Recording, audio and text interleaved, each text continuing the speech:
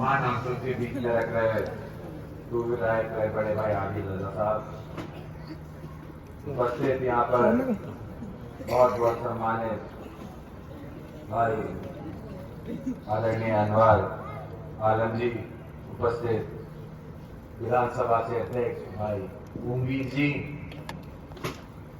बहुत बहुत सम्मानित मोहतरम सिद्दीकी साहब, भाई मोहसिन नागर जी उपस्थित, भाई सीएन गौतम जी, विकास पाल जी उपस्थित, बहुत बहुत सम्मानित भाई स्वागत चौधरी जी और तमाम पार्टी के पदाधिकारी, आए हुए सभी हमारे सम्मानित बुजुर्ग नौजवान साथी, और आज के इस कार्यक्रम के सूत्रधार कह लीजिए या जिनकी वजह से ये कार्यक्रम है और हम आपके बीच में है, बहुत बहुत सम्मानित कार्यक्रम के आयोजक भाई प्रधान जी, सबसे पहले मैं आप बैठी हुई जनता का तहे दिल से धन्यवाद देता हूं, शुक्रिया अदा करता हूं कि जिस सम्मान की प्रतिष्ठा की लड़ाई के लिए 2024 के लोकसभा चुनाव में प्रत्याशी के तौर पे मैं आप लोग के बीच में था। और ये बात सही कही आबिद भाई ने कि कई ऐसे क्षेत्र थे जहां हम लोग पहुंच भी नहीं पाए। एक लोकसभा के अंदर 5 विधानसभाएं हैं, पांचों को अगर आप देखोगे तो यहां से लेके गुन्नौर तक आप सोचिए कितनी लंबी दूरी हो जाती है। तो संभव नहीं हो पा रहा था, 40 दिन 45 दिन का चुनाव था। लेकिन हमें खुशी है कि जब वोट पड़े उसके बाद जब रिजल्ट आया, परिणाम आया, तो इस तरफ से जो जीत, जो हौसला अफजाई आप सबने की, शायद उसी की वजह से सांसद होने के बाद जब बदायूं विधानसभा में मेरा प्रोग्राम लग रहा है तो सबसे पहले मैं आप लोग के बीच में आ रहा हूं। ये कहीं ना कहीं आप लोगों की ताकत और मेहनत थी कि आज मैं लोकसभा में आपका नेतृत्व कर पा रहा हूं। लेकिन आज जो बात कही कि आज जो पीडीए पंचायत हम लोग कर रहे हैं,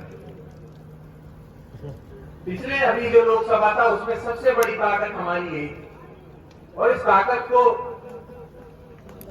हमें समझना, इसका और ज्यादा इस्तेमाल प्रयोग करना है, इसके जरिए और ज्यादा लोगों को जोड़ना। क्योंकि आपने देखा ये 37 सांसद, और बल्कि 37 नहीं, ये सांसद 37 से और कहीं ज्यादा होते। 8-10 सांसद तो बेईमानी से भारतीय जनता पार्टी ने हराए। आपने देखा होगा अलीगढ़ में, मेरठ में, फरीदाबाद में कितनी बेईमानी की गई, जानबूझ के समाजवादी पार्टी को हराने का प्रयास किया गया। लेकिन उसके बाद भी आज हमें कहते हुए खुशी होती कि जिस पार्टी को कभी नेताजी स्वर्गीय माननीय मुलायम सिंह जी ने शुरू किया था, भले ही वो आज हमारे बीच नहीं है, लेकिन आज उनकी ये समाजवादी पार्टी देश की तीसरे नंबर की सबसे बड़ी पार्टी बनी, तो ये पीडीए परिवार और आप लोगों की मेहनत ही थी जिसकी वजह से हम लोग यहाँ पे। लेकिन हमें अभी आगे और लड़ाई है। आप देख रहे हैं क्या स्थिति बन चुकी है प्रदेश के अंदर। ज्यादा देश की बात ना करके हम अपने इस प्रदेश की बात करें तो थानों में क्या स्थिति। आज अगर कहीं एक लड़ाई हो जाए दो भाइयों में, तो दोनों भाई थाने जाने से डरते हैं, क्योंकि दोनों की प्रताड़ना होगी। उसके बाद गांव के अंदर आपको याद होगा पहले बिजली भी पूरी आती थी, और साथ में जिन पे कनेक्शन नहीं होता था वो भी अपनी बिजली आराम से चलाते थे, किसी को कुछ नहीं कहना होता। अधिकारी भी अगर आते थे तो सामने सुरक्षित चले जाते थे, कोई अंदर जाके घर का दरवाजा भी नहीं खटखटाता। आज स्थिति ये है कि आपके घर में अगर एक बल्ब और एक पंखा भी होगा तो भी आपका 50,000, 60,000, 1-1 लाख का जुर्माना किसानों पे लगाया जा रहा है।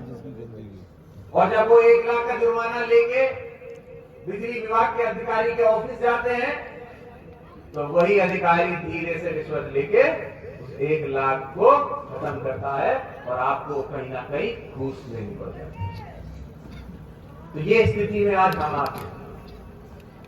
तो आज हमें ये सोचना होगा, जो लड़ाई हम आप लड़ने जा रहे हैं, उस लड़ाई के लिए हमें तैयारी करनी होगी, जमीन तैयार करनी होगी। और हम आप ये सोचते रहे कि हम अपना वोट देंगे और उससे आप भारतीय जनता पार्टी को सूबे से हटा लेंगे और अपनी सरकार बनाएंगे, तो ये मुमकिन नहीं हो। ये बात सच है कि बदायूं विधानसभा की खास करके बात करें तो इसका इतिहास ऐसा रहा है कि जो लड़ाई हुई है विधायकी की, वो बहुत नजदीक की लड़ाई हुई। जीत हार का फर्क ज्यादा नहीं होता। तो इसीलिए आप इस बात को भी समझिए कि हमें कुछ ऐसे वो लोग हैं, ऐसे वोट हैं जिनको अपनी तरफ जोड़ना हो, साथ बैठना होगा, उनसे सलाह मशवरा करना होगा, समझाना होगा, शायद हो सकता है तभी हम उनका वोट अपनी तरफ खींच। और ये करना इसलिए भी जरूरी है क्योंकि याद रखिएगा, ये वो लोग हैं जो हमारे ना तो संविधान को मानते हैं, ना कानून को मानते हैं। उनको जो लक्ष्य है उनका, उनको सिर्फ वही दिखाई देता है। उसके लिए साम दाम दंड भेद जो इस्तेमाल करना हो वो करने को नहीं। मैं लोकसभा के अंदर आप ये बात उठा रहा हूं और लोकसभा के अंदर मैं खुद देखता हूं, फर्क है भारतीय जनता पार्टी के अंदर जो अहंकार था उनका, पिछली सरकार का, जो प्रचंड बहुमत की सरकार का, वो अहंकार टूटा है इस बार। लेकिन अभी भी उसको खत्म करने के लिए हमें 2027 में इन लोगों को प्रदेश से, उत्तर प्रदेश से हटाना पड़ेगा, तभी कहीं हम जाके दिल्ली का रास्ता खुद कर पाएंगे।